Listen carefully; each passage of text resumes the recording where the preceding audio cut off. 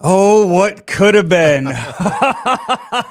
Oh, that Cardinal team just will not quit. They lose to the Boston Red Sox 13-9 at the Red Sox home opener in Boston. Welcome on into Cards Hub Postgame, sponsored by Hot Shots here on Sports Hub STL, presented by DraftKings. The crown is yours.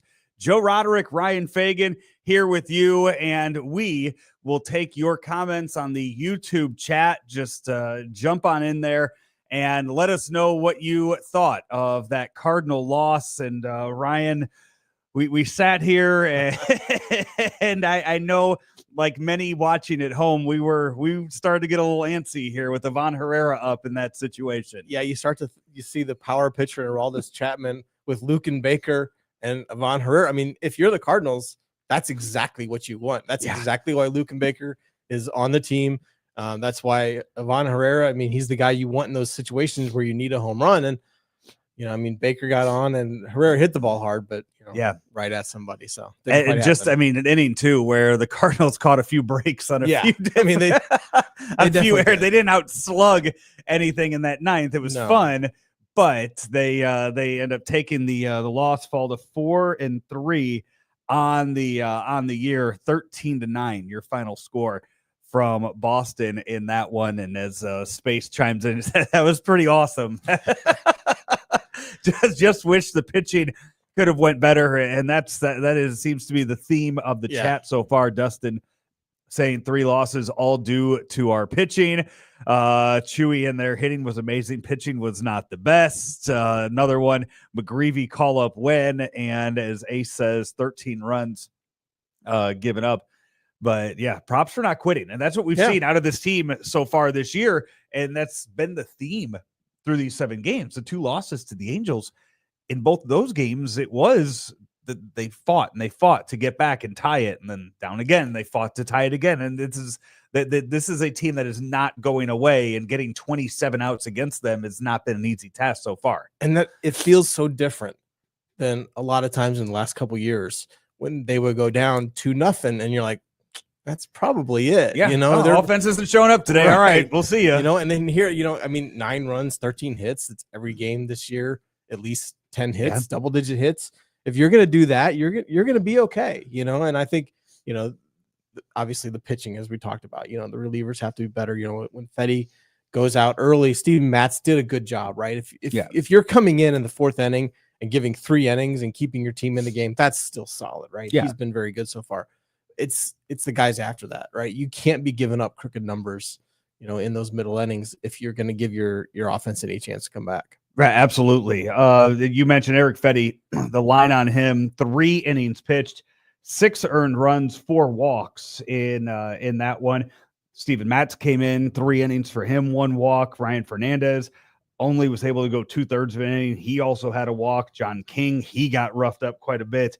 Got 3 outs in his outing today, 4 hits and a walk there. And then Chris Roycroft comes in and gets that last out in the 8th.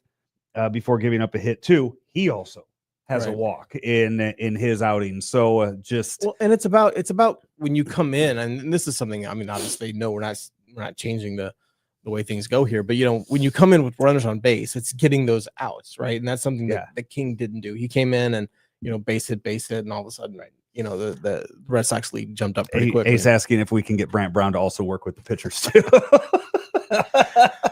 What's the saying so far? There's a time to hit and there's a time to slug. Right. How do we? What can we do on the pitching side of that? There's a time to pitch to contact and time to pitch to the strikeout. Right? 0 times should you ever walk guys, and they had 8 of those. Yeah, and you can't in the game today. Obviously, you just can't do that against a team like Boston. Yeah, I mean, Boston's good, and the Red Sox are only going to get better because we saw Christian Campbell today.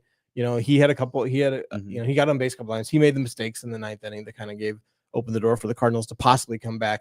But, he's a stud. And they've got Roman Anthony, Marcelo Meyer. I mean, this is a team that is good now and is going to continue to get better as the year goes on. And I think that's, in a way, they're similar to the Cardinals because their upside over the next 2-3 years is not the veterans. It's what the young guys are going to do. And it's the same way with the Cardinals. The upside for the franchise is not what the established guys are going to do, but it's can the young guys take them to that next level? Who are they missing right now? Anyone hurt on that team? I'm trying to think if there was anybody today that it seemed like there was one guy missing. I'm not sure if that's the case or if I don't, maybe not.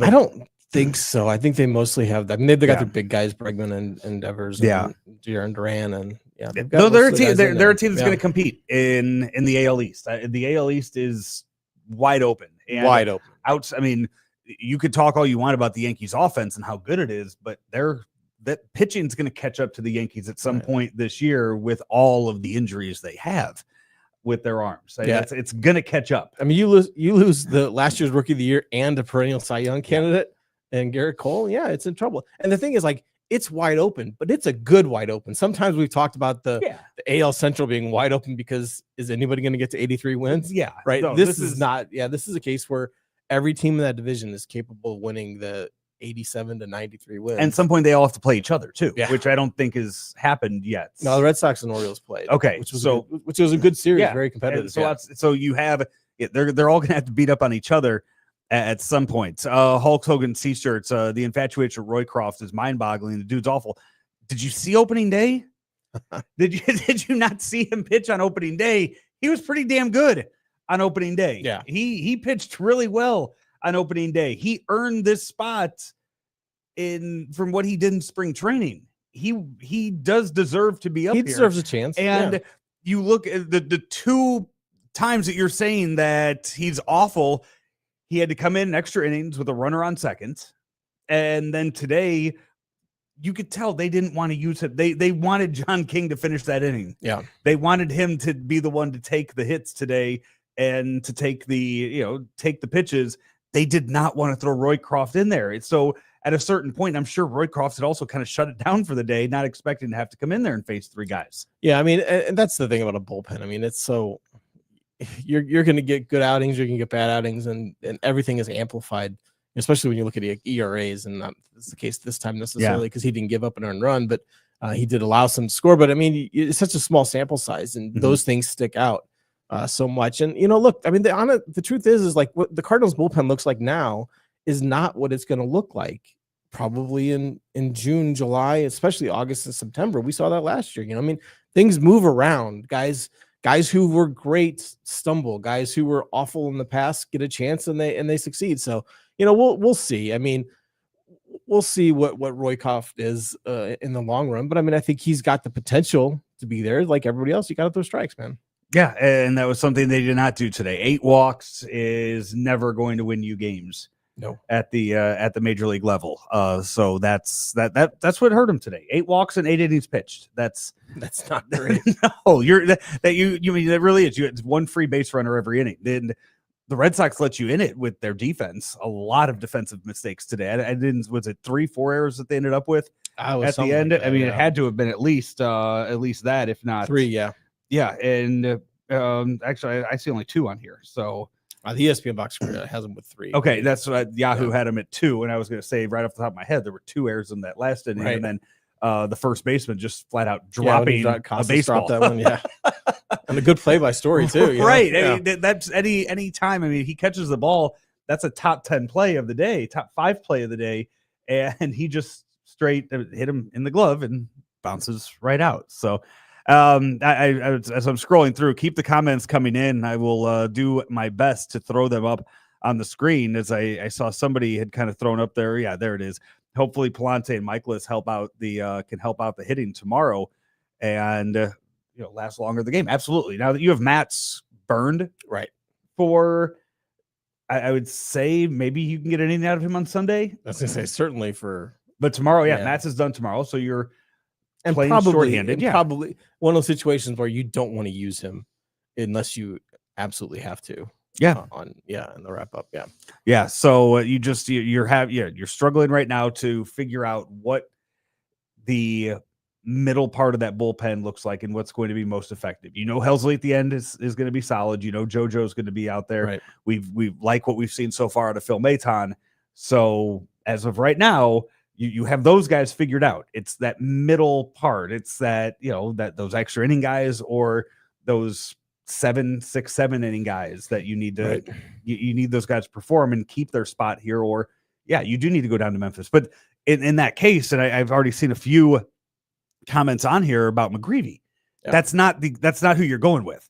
If you're going down there to get somebody for middle relief, that's not McGreevy. Yeah, the only way McGreevy helps is if they were to bring him up and throw Palante into a match role where he's like pitching in multiple innings, but they're not going to do that. Right? No, Palante earned him. He earned him that. That's the way McGreevy would help the bullpen situation necessarily, and he's not going to do that. So that's again, there are questions right now early on. Thankfully, the offense is not one of those questions at the moment. As you mentioned, another game, 10 hits. I think it was John Denton I saw had a tweet out earlier about how long it's been, what the record is for most consecutive games to start a year with 10 hits or more for the Cardinals. So that's one to look for, as long as they keep doing it. I mean, it's fun offense to watch. And it doesn't feel like it's crazy, right? It feels like guys doing what they should be able to do. You know, it's not, I mean, obviously Herrera's hitting home runs every time he comes up to the plate, but other guys just hitting line drives, using their speed to beat things out. And I think that's a key that as you say, this is a time to make contact and a time to slug. Yeah. And I think that's time to hit and a time to slug. Time to slug. Yeah. I mean, that's brilliant. It sounds so simple, right? But I think so much in today's game, and it's not just the Cardinals, but other teams that get caught up in, you see 2-strike swings that we would have never seen 10, 15 years ago. And I think it's learning of that balance, and that hasn't gone away. Cards Hub Post Game brought to you by Hot Shots, home of St. Louis sports fans. Hot Shots, all the games, all the time since 1990. Find yours at hotshotsnet.com. Joe Roderick and Ryan Fagan with you here. Offensively, you look over some of the numbers from the game today, and it's when you have 13 hits on the game, it's going to be a lot of solid offensive performances. Lars Nootbaar with 2 hits on the day. Wilson Contreras picks up another hit. I think the really important thing here is Mason Wynn now with 2 hits.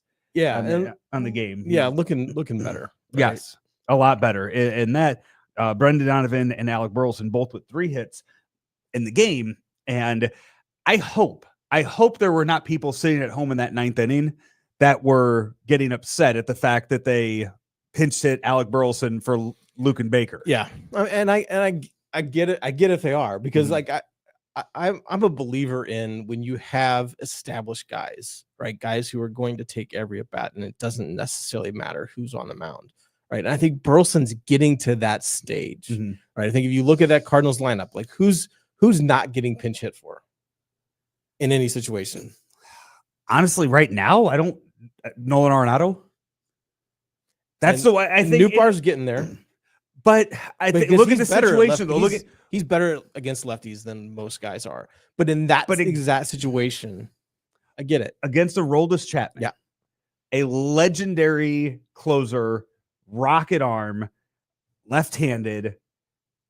If you have a Luke and Baker on the bench, and that's why he's there, you're going to use Luke and Baker. That's a home run, right-handed power. Yeah. That's why he's there. Which does go back to the argument from Monday night when they didn't use Nolan Gorman in the situation when Mason Wynn was up. Yeah. Because you look at that, and that would have been the perfect time to use that would have made perfect sense. And you look at that and you say, nobody should have gotten upset if Nolan Gorman went in there and pitched it for Mason Wynn in that situation. Right. Where in this case, if you have Luke and Baker on the bench against a flame-throwing left-hander, you use Luke and Baker off the bench.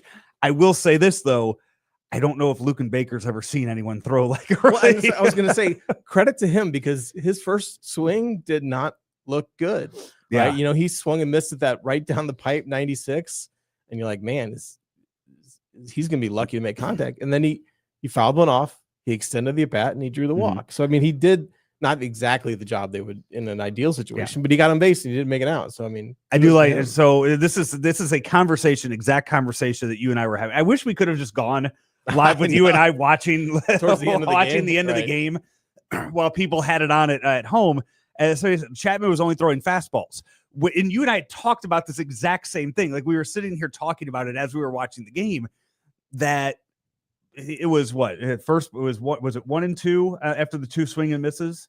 1 and 2 or 2 and 2, whatever it was in that situation. and I think he hadn't done one too. And Luken Baker was so far behind on those two fastballs that we sat here and on the broadcast, Chip and Brad were talking about, does he come with the slider, the disappearing slider that he has? It's a great slider. It is. But Luken Baker looked so overwhelmed on those two fastballs. Why would you take any miles per hour off that pitch? Yeah.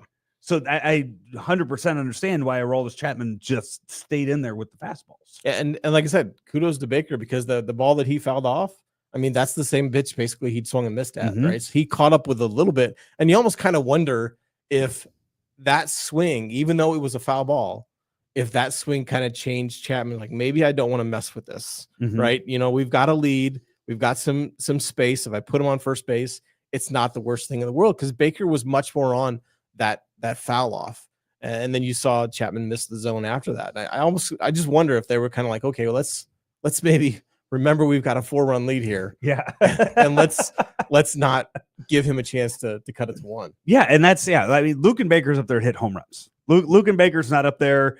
I mean, he drew a hell of a walk. He did. It was a really great at bat, and he got the game. He got the game to Herrera, the guy who's home run. It was absolutely. It was a great at bat, especially when you consider what it looked like early. Right. Yeah. To get on, and his job was to get on base and give pass the baton to Herrera and Walker in that situation. That's exactly what he did. Anything but a ground ball from Luken Baker is what you needed for that. But Alec Burleson up until that point, 3 for 4 in the game. Brendan Donovan 3 for 5 in the game, and Ivan Herrera with another home run. 4 home runs now. Opposite field this time. That's a far opposite field that he hit that ball too. Yeah, it was. I mean, they talked about on the broadcast. It was a good pitch. Yeah, it was not. I mean, I thought he hit it. Middle. Yeah, I thought he hit it to the wrong part of the field. Yeah. I really thought that he just that ball just kept going and going. I thought they were going to get under it. Yeah, no, his power is legit, man. He's got the chance to do some things at the plate this year. Yeah. As I'm going through the more of the comments here, people want to change in that bullpen. If you want, okay, so right now, as people are saying, Fernandez showing why he was let go. You're wanting to get rid of Roycroft, Leahy, Fernandez. Who do you want to call up from Memphis then? If you're going to give me 3 names that you want to send down to Memphis, give me the 3 names that you want to call back up. Right. And know that one of them cannot be Michael McGreevy, because you're not bringing Michael McGreevy back up to pitch in the bullpen. In the Cardinals' ideal scenario, Michael McGreevy never throws out of the bullpen the rest of his career. No, ever. No. Yeah. That's why he's there. He was the best pitcher on that team, and they didn't give him a spot on this roster because they wanted him to keep starting. I think he's starting tonight, actually. Okay. For Memphis. So give me 3 names that are down there. I think maybe some of the frustration though is the fact that they didn't do anything to address the bullpen. I know they liked the way the bullpen kind of was. But from year to year, you almost never see a dominant bullpen be dominant year after year. Now you'll see individual pitchers, but you'll never see like a group of 7 relievers be great year after year. No, after year. It's the TJ McFarland effect. Yeah, that's what I call it. That's what I call it. That's exactly what it is. And the fact that they didn't do anything to address it until they signed Maton late, there were opportunities, right? And that's the thing is, yes, you will never get those 7 guys. If it's a dominant bullpen one year, those 7 guys, 2 or 3 of them are going to slip up and have bad years the next year. But it's a guessing game. It really, for the most part, it's a guessing game. But to sit there and just be like, our bullpen's good, like, I get the frustration. Did you like the bullpen last year? It was good last year. They lost Kittredge. They replaced him with Maton. Right? It's not enough. Not when. But if you liked what you had, and you replaced the one guy you lost. But you're not spending money elsewhere. It's not like the Cardinals had this bucket of money and they went out and signed a guy for $100 million. I think you could fit $2 million in a bucket, probably. So that's all they spent. So I feel like they did have a bucket of money. They didn't have a large bucket of money that they were spending elsewhere. I mean, they talked about the Arenado trade difficulties hamstringing what they were wanting to do. But I mean, to an extent, right? Yeah. Like you can address a bullpen whether or not you trade your third baseman. Yeah. And like I said, I'm just saying, I see the frustration when it's the bullpen struggles are so evident early on. And yeah, so I wouldn't be surprised if you do see a move made. I'd have to look at who has options, what the options look like for some of those guys that you are mentioning here, and Roycroft and Leahy and King. It really did feel like King was one of those where they were going to put him out there long enough today to where he might be getting option tomorrow. Like that's what it felt like. You're going 45 pitches today. Yeah, you're going 45 pitches today, and then you're going to get options. Like right. It seemed like one of those situations for John King today. So who do you call up then in that situation? Because you're trying to find if Maton's here and Helsley, like if those are your guys, and JoJo, I think you also add into that mix too. I think so. Okay, so you have how many other pitchers that you have? How many other in bullpen? 4 other guys in your bullpen then that you're looking at putting there. So you need to figure out 2 more that are going to be solid, and then that's kind of a case of okay at the deadline. Then you go out and you improve on that. Deadline feels like a long way away. It does. It is a long way away. But I'm just saying, as of right now, like they weren't going to spend money on the bullpen this offseason. They should have. They should have spent money. I mean, if you're not going to trade Helsley, if you're not going to trade Fedde, if you're going to keep those veteran guys like that because you still want to be competitive, you could have gone out and brought in a couple of free agent relievers. Mary chimes in. Graceffo is the one name that I thought. Graceffo was the one that I thought. Jerpy, I feel like he's another. Like they want him to be a starter too. Yeah, and he's still far enough away. I don't know that they want to rush that timeline for this. Now, again, it might be different if they intended to win 95 games and compete for a division title. That might change their thinking, but I think in this case, O'Reilly, she also threw O'Reilly in there as well, who is another guy that that one, it was a weird situation. I mean, he just came up, pitched great, got hurt, didn't see him for almost the entire year last year, and then didn't earn a spot in spring training this year. And was sent down. And I think with the minor league season starting too, we'll see. You know, man, they might want to give those guys a chance to, because they haven't pitched since spring training. Yeah, I mean, I know they've been working out, they've been doing all these things, obviously. But with the minor league season starting, I think maybe they want to give them a chance to get down there, and they're hoping the Cardinals, I'm sure, are hoping they can get through the first stretch until they see some of those guys down there. Maybe some of the stuff they worked on from the end of spring training until now. I think that'll be interesting. Some other names just looking through looking through, and she said O'Reilly. It's O'Brien, Riley O'Brien. That's why I was thrown off by a second. I just pulled the roster up. One of the other ones, Takoa Roby is starting for Double-A tonight, I believe. So they put him down in Double-A to be a starting pitcher. Again, that's another one that's Brendan Schaefer's favorite. He loves. You were with him on last Thursday. Did he mention him at all in the press box?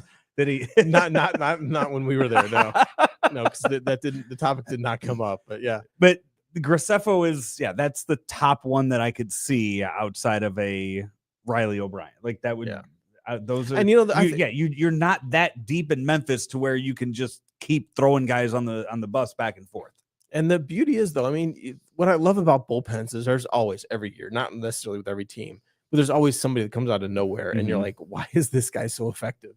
And then they turn out to be dominant, are very good or serviceable, right? So I mean, so that could happen. You know, guys will get a chance and they'll find an extra gear pitching in the big leagues, and you know that certainly could happen with some of the guys coming up. Adam Ottavino was just released by the Yankees. There's an old friend. There you go, go see what he's got left. He can't wear number 0 though. Mason Wynn's got that for the Cardinals. You go double 0 then, right? Can you go 0 and double 0 on the same roster?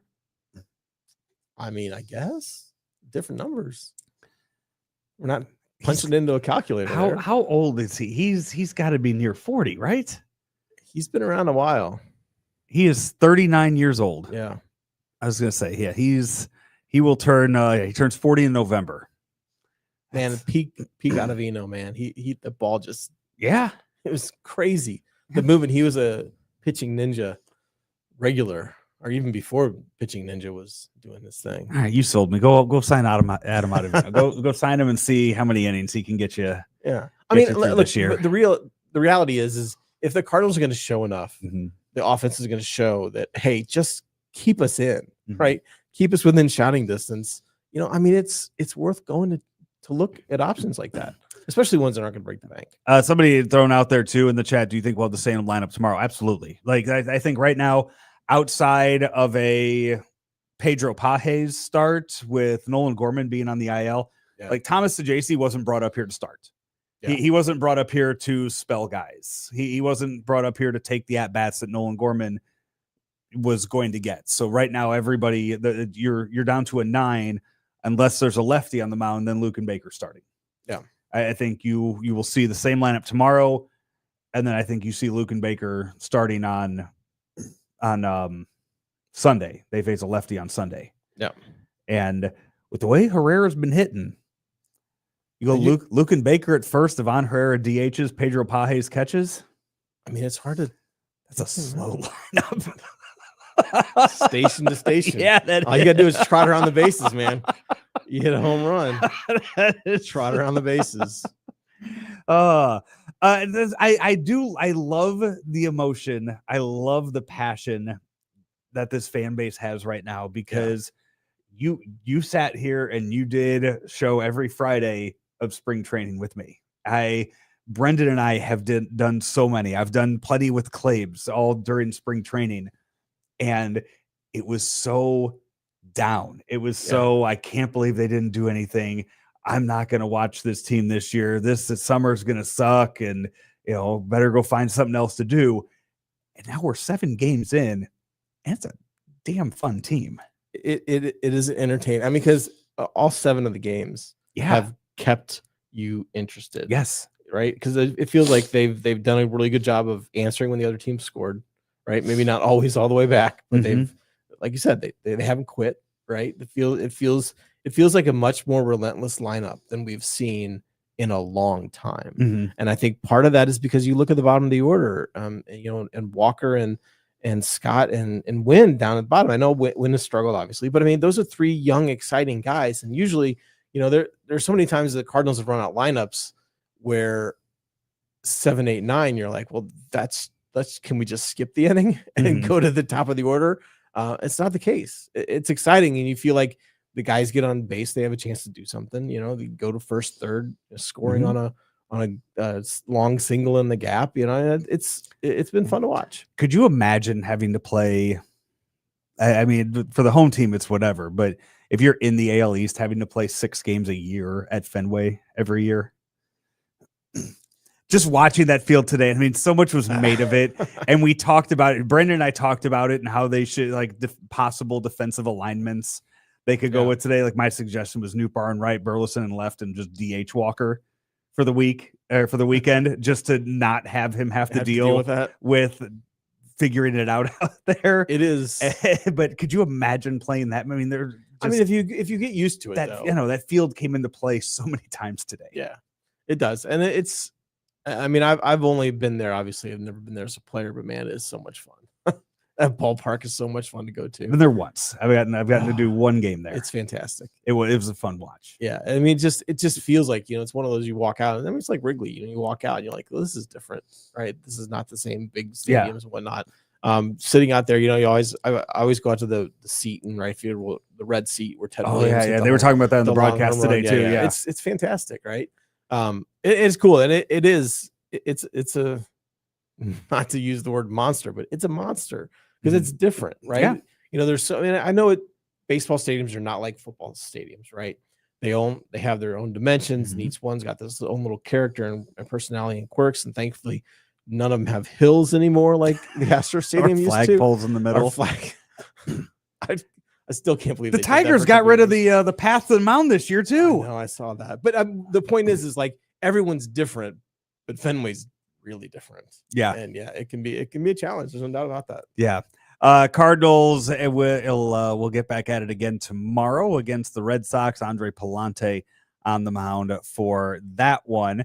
And after that game is over, before the game, we'll have Cards Hub 365. After the game, we'll have another post-game show.